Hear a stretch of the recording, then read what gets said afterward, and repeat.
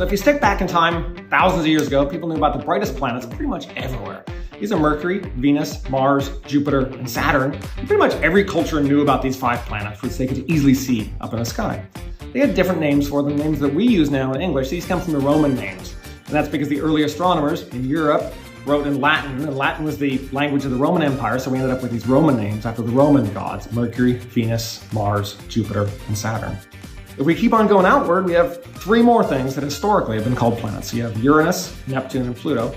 These are Greek or Roman names. These planets weren't seen by the Greeks or Romans, but because the discoverers wanted their planets to fit in with the existing theme of the mythology of the existing planets. And all these are totally different than the inner planets because these were discovered more recently. They're fainter and they move more slowly. You can't see them with your naked eye. You have to use a telescope, and that's how they were discovered.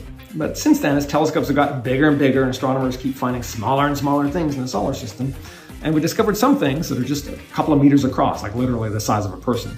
And we've discovered thousands of Kuiper Belt objects, which are more or less like Pluto, a little smaller, a little further away, but the same basic idea. Some people still call it a planet, but oftentimes it's called a dwarf planet. That's what the International Astronomical Union says, because they're a group responsible for naming things. The issue with Pluto is you're trying to define a fuzzy line between a planet and not a planet, and it boils down to size. So there's so much more in the solar system to name. There's moons, asteroids, comets, rings, Kuiper Belt objects, craters. Because we're humans, we want to name these things. It gives us a connection to the huge universe around us.